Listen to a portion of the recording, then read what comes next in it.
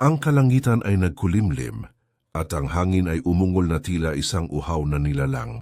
Ang bawat patak ng ulan ay kasing laki ng bato na bumabagsak sa lupa na nagpapalubog sa buong bukirin ni Daniel.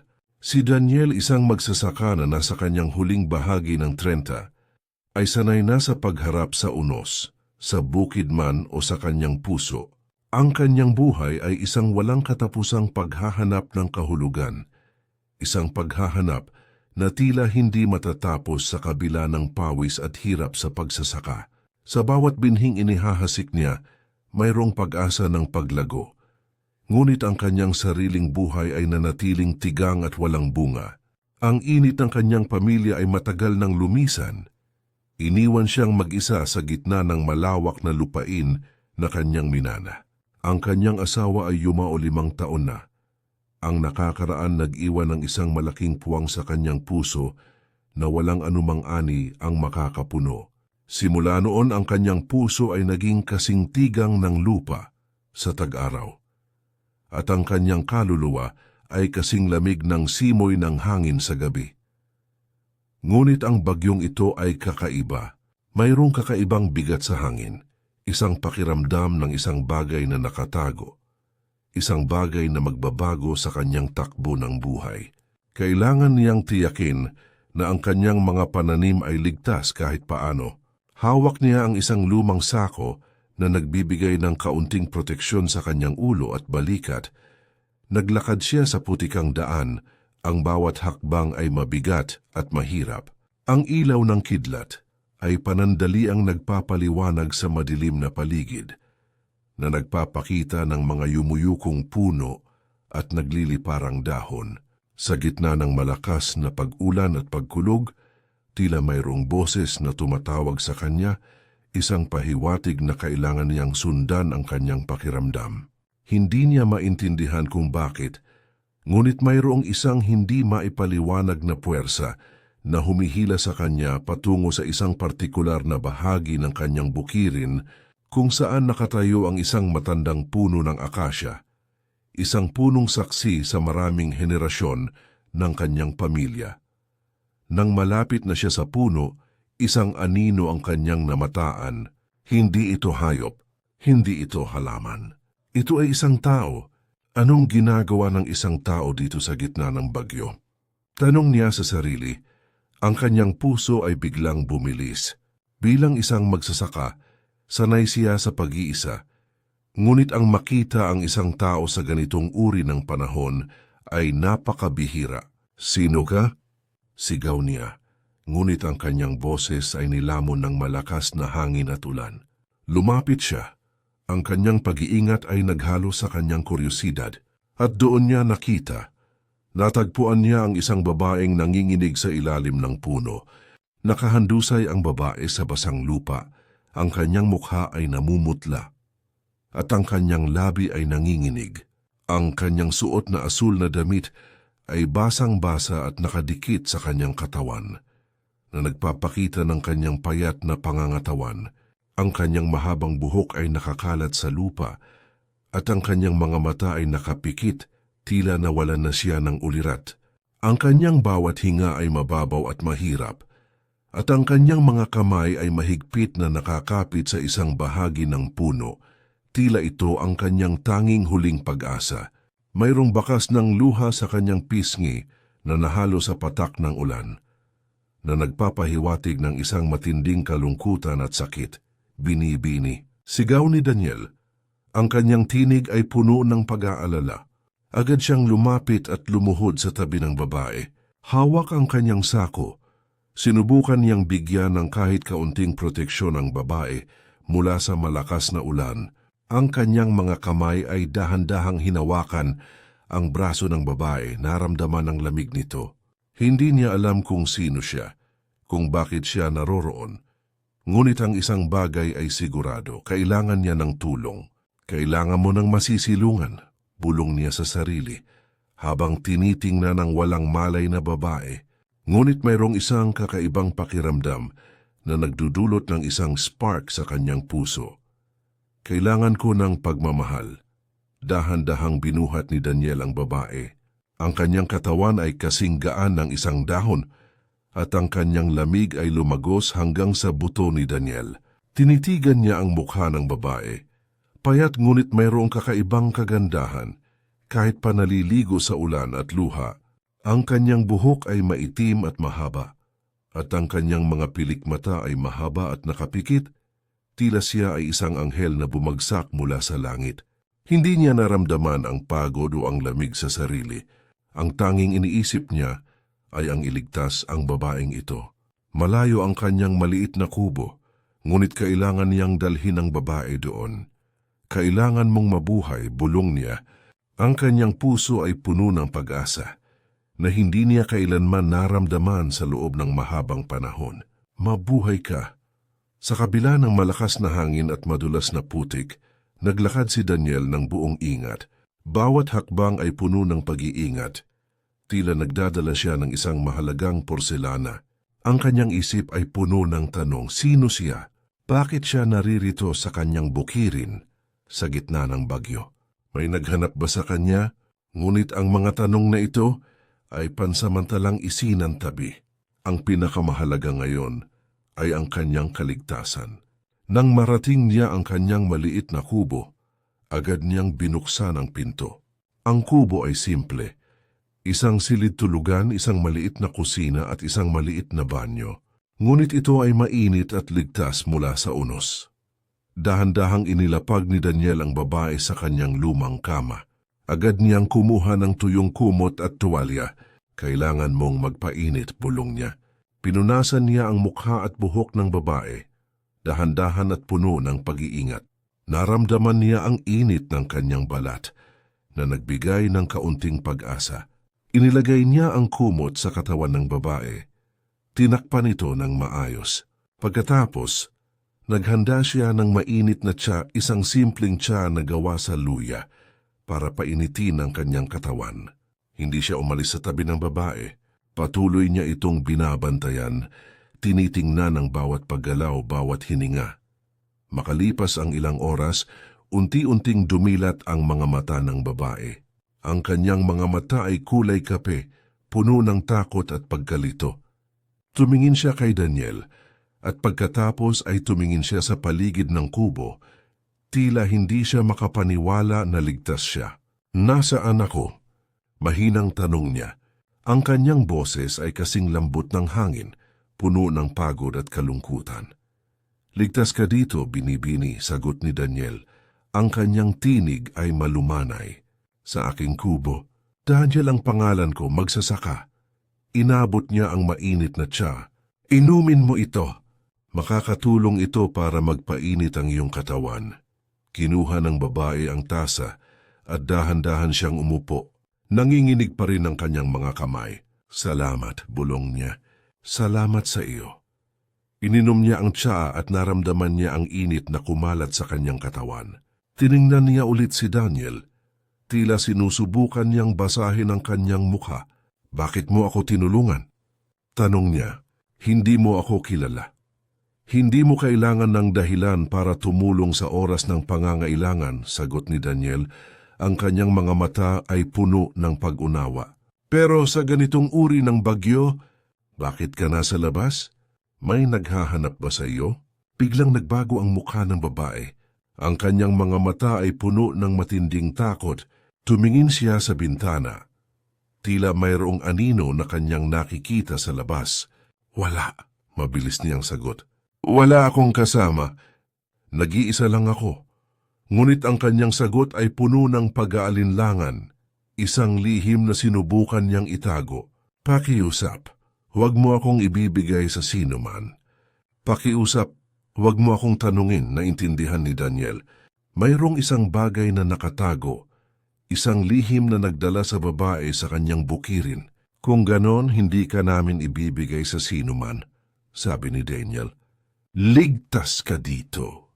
Manatili ka hanggat gusto mo. Hindi niya alam kung ano ang kanyang pinasukan, ngunit ang kanyang puso ay biglang lumambot. Kailangan niya ng masisilungan at kailangan niya ng pagmamahal. At sa babaeng ito, nakita niya ang simula ng isang pag-asa. Nang sumunod na mga araw, ang bagyo ay humupa. at ang sikat ng araw ay muling sumilip sa mga ulap. Ngunit sa maliit na kubo ni Daniel, ang bagyo ng mga tanong ay nanatili. Ang babae ay ipinakilala ang kanyang sarili bilang si Isabel. Wala siyang sinabi tungkol sa kanyang nakaraan, kung saan siya nanggaling o kung sino ang kanyang pamilya. Ang tanging sinabi niya ay, wala na akong pamilya, wala na akong babalikan. Ang kanyang mga mata ay laging puno ng lungkot at ang kanyang mukha ay laging namumutla, tila mayroong matinding sakit na kanyang dinadala. Si Daniel ay hindi na nagtanong. Naintindihan niya na si Isabel ay mayroong malalim na lihim, isang lihim na hindi pa siya handang ibunyag. Ngunit sa kabila ng kanyang katahimikan, naramdaman ni Daniel ang isang kakaibang koneksyon kay Isabel.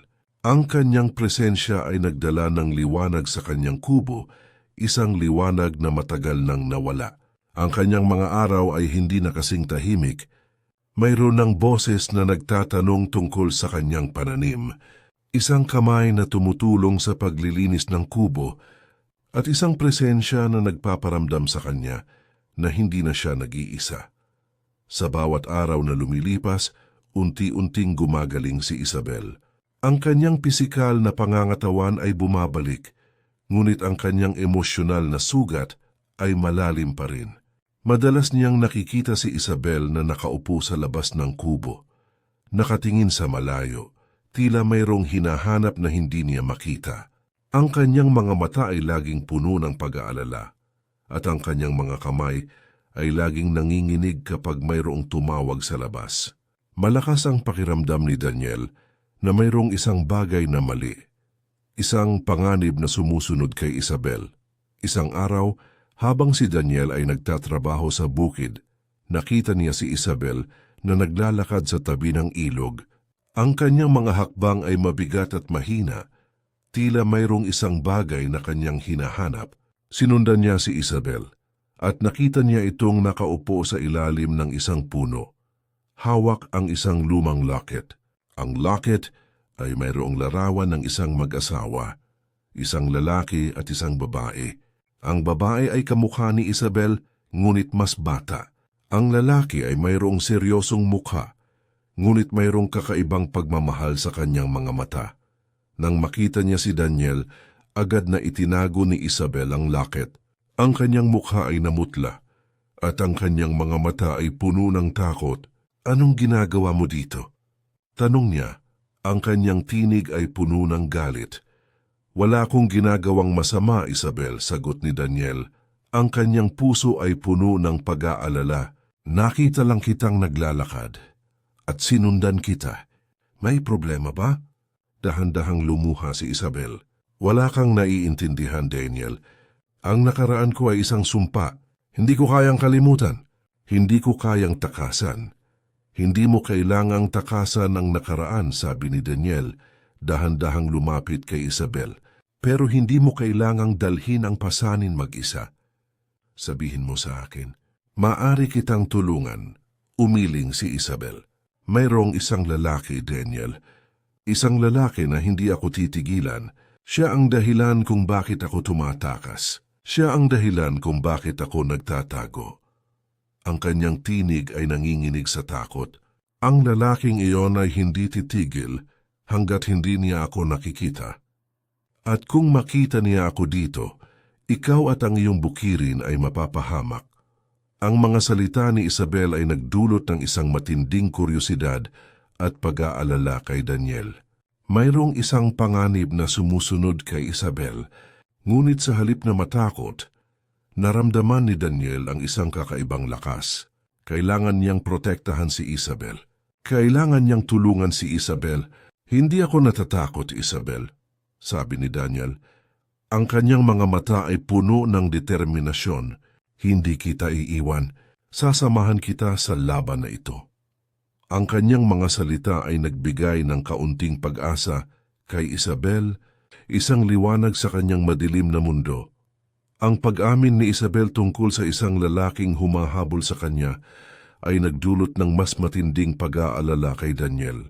Ngunit sa halip na matakot, mas naging determinado siyang protektahan si Isabel. Ang kanyang puso ay nagsisimulang mahulog sa babaeng ito, isang pagmamahal na matagal niyang inakala na hindi na niya mararamdaman. Ang kanilang mga araw ay naging isang serye ng pag-iingat at pagtatago. Hindi na siya pumupunta sa bayan. Si Daniel na ang bumibili ng kanilang mga pangangailangan. Ang kanilang bukirin ay naging isang ligtas na kanlungan, isang lugar kung saan si Isabel ay maaring maging malaya kahit panandalian. Sa mga gabing puno ng katahimikan, nag-uusap sila. Dahan-dahang binuksan ni Isabel ang kanyang puso kay Daniel. Ibinunyag ang kanyang mga takot, ang kanyang mga pangarap, at ang kanyang nakaraan. Ang lalaking humahabol sa kanya ay si Victoriano, ang kanyang dating kasintahan, isang mayaman at makapangyarihang businessman na naging obsesyon niya. Si Victoriano ay nagmamay-ari ng isang malaking kumpanya sa syudad at ang kanyang impluensya ay malawak. Gusto niyang pakasalan si Isabel, ngunit tumakas si Isabel dahil hindi niya mahal si Victoriano. Ang kanyang pag-ibig ay nasa ibang lalaki, isang lalaki na namatay sa isang trahedya. Ito ang dahilan kung bakit siya tumatakas. Ito ang dahilan kung bakit siya nagtatago. Hindi ko siya mahal, Daniel, sabi ni Isabel. Ang kanyang mga mata ay puno ng luha. Pero hindi niya ako titigilan. Gagamitin niya ang lahat ng kanyang kapangyarihan para hanapin ako. At kung mahanap niya ako, ipapakasal niya ako ng sapilitan. Naramdaman ni Daniel ang galit na kumulo sa kanyang dibdib. Hindi niya matatanggap na mayroong isang lalaking gumagamit ng kapangyarihan para saktan ng isang babae. Hindi kanya makukuha, Isabel, matatag niyang sabi. Hindi ako papayag. Protektahan kita kahit anong mangyari. Ang kanilang pagmamahalan ay nagsimulang lumalim.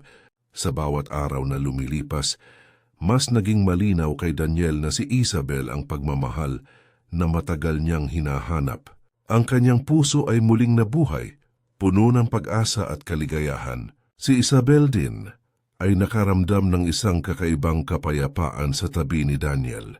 Ang kanyang pagmamahal ay nagbigay sa kanya ng lakas. Lakas na harapin ang kanyang nakaraan. Ngunit alam nila na hindi ito magtatagal. Alam nila na ang panganib ay paparating. Isang hapon habang si Daniel ay nagpapahinga sa labas ng kubo, nakita niya ang isang itim na SUV na papunta sa kanyang bukirin. Ang kanyang puso ay biglang bumilis. Alam niya, eto na, si Victoriano. Naghanda siya. Isabel, sigaw niya. Ang kanyang tinig ay puno ng pag-aalala. Naririto na sila. Agad na lumabas si Isabel mula sa kubo. Ang kanyang mukha ay namutla, at ang kanyang mga kamay ay nanginginig. Hindi! Bulong niya. Hindi pa ako handa.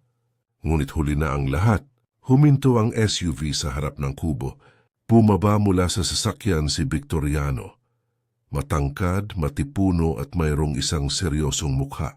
Kasama niya ang dalawang malalaking guwardya. Tumingin si Victoriano kay Isabel. Ang kanyang mga mata ay puno ng galit at pagmamay-ari.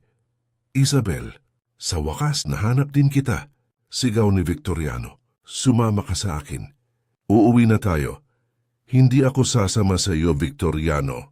Matapang na sagot ni Isabel. Hindi mo ako mapipilit. Hindi kita mahal. Lumapit si Victoriano. Ang kanyang mukha ay puno ng pagtawa. Hindi mo kailangang mahalin ako, Isabel. Kailangan mo lang maging asawa ko. At kung hindi ka sasama sa akin, ipapahamak ko ang lalaking ito at ang kanyang bukirin.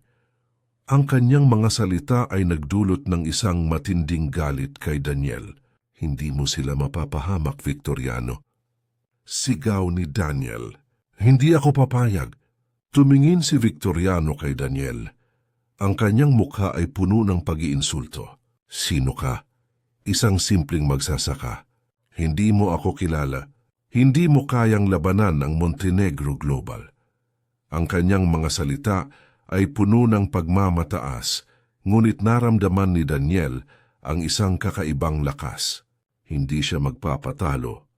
Hindi mo kailangang maging mayaman para lumaban para sa pagmamahal, sabi ni Daniel. At kung ang Montenegro Global ang iyong kumpanya, hindi mo ako matatakot. Mayroon akong higit pa sa pera mo. Mayroon akong puso. Ang kanyang mga salita ay nagdulot ng isang matinding kuryosidad kay Victoriano. Ngunit huli na ang lahat, kailangan nilang lumaban. Ang laban ay nagsimula. Ang mga gwardya ni Victoriano ay lumapit kay Daniel, ngunit handa si Daniel. Bilang isang magsasaka, sanay siya sa pisikal na pagtatrabaho. Ang kanyang katawan ay matibay at ang kanyang isip ay matalas. Gumamit siya ng isang lumang patpat at lumaban siya ng buong tapang. Si Isabel ay nasa likod niya, sumisigaw, puno ng pag-aalala. Ngunit hindi siya natakot. Alam niya na si Daniel ay lalaban hanggang sa huling hininga. Si Daniel ay nakipaglaban sa dalawang gwardya. Ang bawat suntok ay puno ng galit at determinasyon. Ngunit mas marami sila. Malakas sila. Unti-unting napagod si Daniel. Bumagsak siya sa lupa. Ang kanyang mukha ay puno ng dugo. Tumingin si Victoriano kay Daniel. Ang kanyang mukha ay puno ng pagtawa. Sinabi ko na sa iyo magsasaka, hindi mo ako kayang labanan. Lumapit si Victoriano kay Isabel, hawak ang kanyang kamay. Uwi na tayo, Isabel. At ang magsasakang ito ay makakatanggap ng kanyang parusa. Ngunit sa gitna ng lahat ng ito, mayroong isang bagay na nagbago. Habang si Daniel ay nakahandusay sa lupa, nakita niya ang isang locket na nahulog mula sa bulsa ni Isabel. Ito ay ang locket na nakita niya dati, ang larawan ng isang mag-asawa. Ngunit hindi lang iyon, mayroon ding isang lumang sulat na nahulog mula sa locket. Ang sulat ay mayroong logo ng Montenegro Global. Montenegro Global, pulong ni Daniel. Ang kanyang mga mata ay biglang nagbago. Alam niya na ang Montenegro Global ay ang kumpanya ng pinakamayamang pamilya sa bansa. Ang pamilya ni Elijah Montenegro, ang bilyonaryong CEO na matagal nang nawawala. Ang kanyang puso ay biglang bumilis, hindi. Hindi ito maaaring totoo. Montenegro Global? Sigaw ni Daniel. Sino ka talaga, Victoriano? Sino ka? Tumingin si Victoriano kay Daniel. Ang kanyang mukha ay puno ng pagtataka. Anong sinasabi mo? Bakit mo kilala ang Montenegro Global? Alam ko na ikaw si Victoriano Montenegro, sabi ni Daniel. Ang kanyang tinig ay matatag. Ikaw ang kapatid ni Elijah Montenegro. At si Isabel. Si Isabel ay ang asawa ni Elijah Montenegro, ang tunay na tagapagmana ng Montenegro Global. Ang mga salita ni Daniel ay nagdulot ng isang matinding gulat kay Victoriano. Ang kanyang mukha ay namutla. Tumingin siya kay Isabel at pagkatapos ay tumingin siya sa locket. Ang locket ay mayroong larawan ni Elijah at Isabel. Hindi. Sigaw ni Victoriano. Hindi ito maaaring totoo. Si Elijah ay patay na. Ako ang tagapagmana. Ngunit naramdaman ni Isabel ang lakas na nanggagaling kay Daniel. Oh, Victoriano, sabi ni Isabel, ang kanyang tinig ay puno ng tapang. Ako si Isabel Montenegro, ang asawa ni Elijah at ang anak ko. Ang anak ko ang tunay na tagapagmana ng Montenegro Global. Ang anak ko ang tanging anak ni Elijah.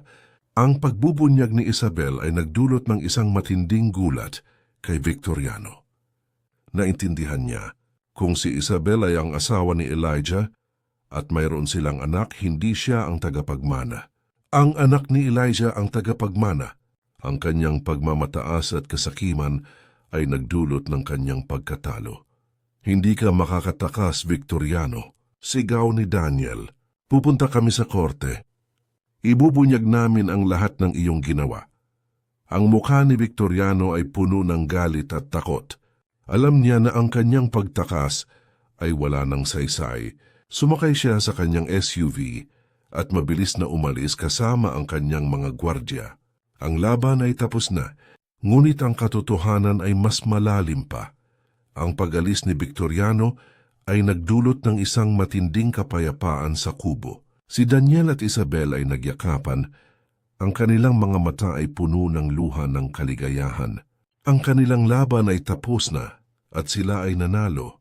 Ngunit ang kwento ay hindi pa tapos. Kailangan nilang harapin ang katotohanan. Ang katotohanan na si Isabel ay ang asawa ng isang bilyonaryo at ang kanyang anak ang tunay na tagapagmana ng Montenegro Global. Bakit hindi mo sinabi sa akin, Isabel? Tanong ni Daniel. Ang kanyang boses ay puno ng pagtataka. Natatakot ako, Daniel, sagot ni Isabel. Natatakot ako na gamitin mo rin ako. Natatakot ako na kunin mo ang aking yaman. Natatakot ako na hindi mo ako mahalin dahil sa kung sino ako. Hindi ako ganoon, Isabel, sabi ni Daniel. Minahal kita dahil sa kung sino ka. Isang babaeng matapang at may puso, hindi dahil sa iyong yaman. Ang kanyang mga salita ay nagbigay ng kaunting pag-asa kay Isabel. Kinabukasan, si Daniel at Isabel ay naglakbay patungo sa syudad. Pupunta sila sa lawyer ng Montenegro Global para ibunyag ang lahat ng ginawa ni Victoriano. At upang patunayan na si Isabel ang tunay na asawa ni Elijah at ang kanyang anak ang tagapagmana, ang mga kanilang buhay ay magbabago mula sa isang simpleng magsasaka at isang nagtatagong asawa ng bilyonaryo. Sila ay haharap sa isang bagong buhay na puno ng yaman at kapangyarihan. Nang makarating sila sa opisina ng lawyer, ipinakita ni Isabel ang lahat ng dokumento. Ang kanilang marriage certificate, ang birth certificate ng kanyang anak, at ang mga lumang sulat ni Elijah. Ang lahat ay totoo. Si Isabel ang tunay na asawa ni Elijah at ang kanyang anak ang tagapagmana ng Montenegro Global. Ang lawyer ay agad na nagsimula sa pag-file ng kaso laban kay Victoriano. Ang kanyang pagtatago ng katotohanan at ang kanyang pagtatangka na agawin ang yaman ng Montenegro Global ay ibubunyag. Si Victoriano ay makakatanggap ng kanyang parusa. Ngunit sa gitna ng lahat ng ito, mayroong isang tanong na nanatili sa puso ni Isabel. Ano ang kanyang gagawin sa kanyang yaman? Gagamitin ba niya ito para sa kapangyarihan o gagamitin ba niya ito para sa pagbabago? Tumingin siya kay Daniel. Ang kanyang puso ay puno ng pag-ibig. Daniel, sabi niya, gusto kong magsimula ng bagong buhay sa iyo.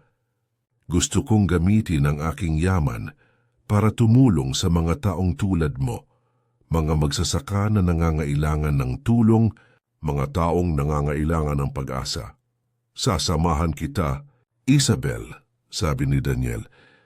Ang kanyang mga mata ay puno ng pag-ibig. Sasamahan kita sa lahat ng iyong gagawin. Ang kanilang kwento ay naging isang alamat, ang kwento ng isang magsasaka at isang asawa ng bilyonaryo na nagtagpo sa gitna ng bagyo at natagpuan ang pag-ibig at pag-asa sa gitna ng trahedya. Ginamit nila ang kanilang yaman para tumulong sa mga tao upang magbigay ng pag-asa sa mga nangangailangan. Ang Montenegro Global ay naging simbolo ng kabaitan at pagbabago. Si Daniel at Isabel ay nagpakasal.